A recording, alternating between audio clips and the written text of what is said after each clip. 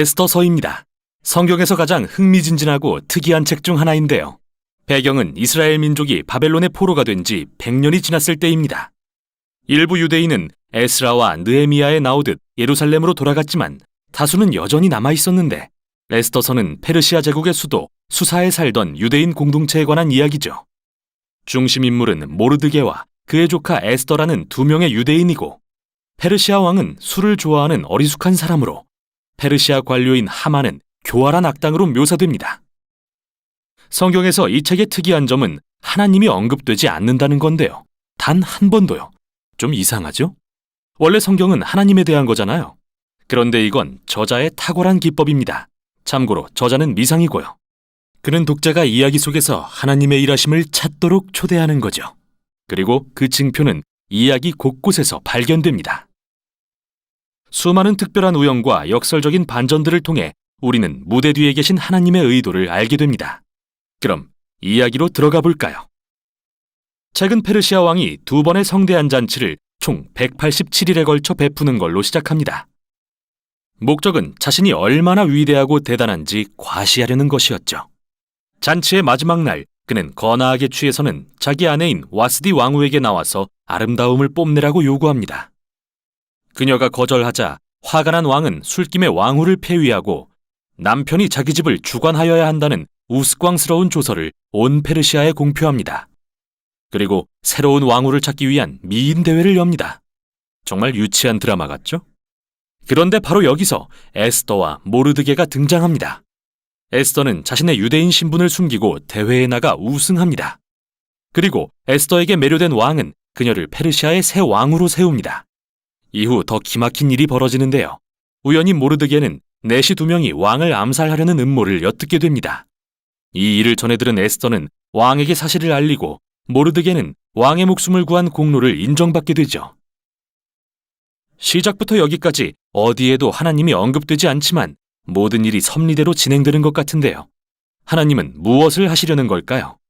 계속 읽어보겠습니다. 다음으로 하만이 등장합니다. 그는 사실 페르시아인이 아니라 아각 사람으로 불리는 고대 가나안 족속의 후손입니다. 사무엘상 15장에 나온 것처럼요. 왕은 하만을 왕국에서 가장 높은 자리에 앉히고 모든 자가 그의 앞에 무릎 꿇도록 명령합니다. 그런데 모르드게가 그를 보고도 이를 거절하자 하만은 당연히 분노로 들끓습니다. 그는 모르드게가 유대인임을 알게 되자 왕을 설득해서 모든 유대인을 진멸하는 끔찍한 조서를 제정하는 데 성공합니다. 그리고 유대인을 진멸할 날짜를 정하려고 주사위를 던지는데 주사위는 히브리어로 부르입니다. 이건 나중에 다시 보기로 하죠. 11개월 후인 아달월 13일 모든 유대인이 죽게 되었습니다. 그 후 하만과 왕은 잔치를 열어 이 끔찍한 결정을 기뻐합니다. 이제 초점은 모르드게와 에스더에게 맞춰집니다. 이들은 유대인의 유일한 소망이죠. 그들은 에스더가 왕에게 자신이 유대인임을 밝히고 하만의 조서를 철회하도록 요청할 계획을 세웁니다. 그러나 왕이 부르지도 않았는데 나아갔다가는 페르시아법에 따라 죽을 수도 있었죠. 이때 모르드게가 중요한 말을 합니다. 그는 에스더가 침묵한다 해도 다른 곳에서라도 유대인을 위한 구원이 임할 거라고 믿죠. 그래서 에스더에게 묻습니다. 내가 왕후가 된 것이 이때를 위한 것인지 누가 알겠느냐? 이에 에스더는 용기 있게 회답하며 왕에게 나아갈 것을 결심합니다. 내가 죽으면 죽으리이다. 이제부터 우리는 역설적이게도 하만의 악한 계획이 뒤집어지는 것을 보게 됩니다. 에스더는 왕과 하만을 첫 번째 잔치에 초대하고 나서 내일 두 분을 잔치에 다시 초대해서 특별한 요구를 하고 싶다고 말합니다. 만취한 채 잔치를 떠난 하만은 길에서 모르드게를 보고 화가 머리끝까지 나서 내일 아침에 모르드게를 매달도록 높은 장대를 세우라고 명령합니다. 모르드게와 유대인에게 최악의 상황같이 보입니다. 그러나 한순간에 이야기가 전환됩니다. 마침 그날 밤 왕은 잠이 오지 않아 침상에서 궁중실록을 읽게 합니다. 그런데 마침 전에 모르드게가 자신의 목숨을 구했던 사건을 듣게 됩니다. 완전히 잊고 있었던 일이죠. 다음날 아침 하만이 모르드게의 처형을 요청하러 들어오자 바로 그때 왕은 하만에게 자신의 목숨을 구한 모르드게를 공개적으로 치하할 것을 명령합니다. 하만은 모르드게를 왕의 말에 태운 채 성안 거리를 다니며 모두에게 그를 칭송하라고 해야 합니다. 바로 이 순간이 이 책 전체의 전환점이죠. 이제 하만은 몰락하고 모르드게는 부상하기 시작하는데요. 어떻게 되는지 보시죠.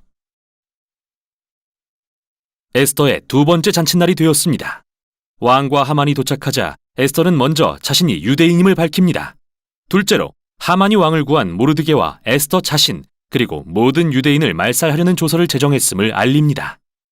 술에 거나하게 취한 왕은 이 이야기를 듣자 다시 한번 분노가 극에 달해서 모르드게를 매달기 위한 장대에 하만을 처형하라고 명령하기에 이릅니다.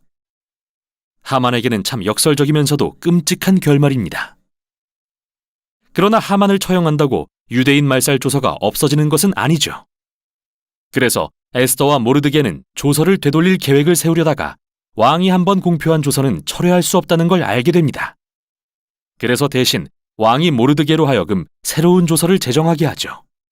모든 유대인이 말살될 뻔한 아달월 13일에 이제는 유대인이 자신을 방어하고 그들을 해하려는 자들을 죽이라는 조서가 내려집니다. 모르드게와 에스더를 비롯한 유대인들은 잔치를 열고 이 새로운 조서를 기뻐합니다. 또 모르드게는 왕의 최측근으로 높아지죠. 마침내 그날이 왔지만 유대인들은 대적들을 무찌르고 승리를 누립니다. 먼저 그들은 하만의 가족을 처형하고 함께 음모를 꾸민 페르시아 관료들도 처형합니다. 다음 날에는 왕국 전역에서 유대인을 해하려 음모했던 사람들을 죽일 수 있는 허락을 받습니다. 이 사건은 말살당할 위기에서 구출된 유대인들에게 기쁨의 축제가 됩니다. 그 후 이야기는 에스더와 모르드게가 어떻게 이틀간의 불임절 축제를 제정하고 유대인이 멸망에서 구원된 날을 기념하게 했는지 보여줍니다. 이 날의 이름은 하만이 던진 주사위에서 유래되었죠. 기억하시나요? 부르임. 책은 모르드게가 페르시아 왕국의 2인자 자리에 앉게 되는 짧은 이야기로 마무리되는데요. 여기서 우리는 모르드게의 위대함과 포로였던 유대인들의 형통함을 보게 됩니다. 이제 한 발짝 물러서서 전체 이야기의 구성을 살펴보죠. 이야기는 반전의 순간들로 가득 차 있는데 책 전체에 걸쳐 구체적인 반전들이 구조적으로 배치된 걸 알 수 있습니다. 먼저 왕의 위대함과 잔치 그리고 조서는 모르드게의 위대함과 잔치 그리고 조서와 비교됩니다. 에스더와 모르드게가 처음에 왕의 목숨을 구했다면 마지막에는 모든 유대인의 목숨을 구합니다. 하만의 높아짐과 조서 그리고 잔치는 모르드게의 높아짐과 조서 그리고 잔치로 뒤바뀝니다. 중심부에는 에스더와 모르드게가 계획을 세우는 장면들이 있습니다. 또한 에스더의 두 잔치는 전체 이야기가 전환되는 가장 중요한 순간의 기틀이 됩니다. 하만은 낮아지고 모르드게는 높아지는 순간 말이죠. 대단합니다. 이 책의 또 하나의 특징은 등장인물의 도덕적 해이인데요. 술 취함과 분노, 섹스와 살인이 가득하고 에스더와 모르드게도 예외가 아닙니다. 이방인과 결혼하거나 부정한 음식을 먹는 등 율법의 계명들을 범했다는 것은 말할 나위도 없죠. 이 이야기는 모르드게와 에스더를 도덕적 모범으로 삼거나 그들의 모든 행동을 지지하는 게 아니라 위기 가운데서도 하나님을 신뢰하고 소망하는 사람의 본보기로 삼으려는 것입니다. 에스더서가 던진 첫 질문으로 다시 돌아가 봅니다. 왜 하나님이 언급되지 않는 걸까요? 이 책의 요지가 하나님이 계시지 않은 것 같은 포로 기간에 그리고 이스라엘이 율법에 불순종할 때 하나님이 그들을 버리셨다는 걸까요? 당신의 약속을 잊으셨다는 걸까요? 에스더서는 아니라고 합니다. 이 책은 엉망진창이고 도덕적으로 흐려진 인류의 역사 속에서도 하나님은 여전히 일하시는 분이며 도덕적으로 해이해진 사람들의 신실함마저 사용하셔서 목적을 이루시는 분임을 보여줍니다. 그래서 에스더서는 우리에게 하나님이 일하시는 것 같지 않을 때도 그분의 섭리를 기꺼이 신뢰하고 아무리 상황이 어렵더라도 하나님께서 그의 세상을 반드시 구원하신다는 것을 소망하길 요구합니다. 이게 바로 에스더서가 전하는 내용입니다.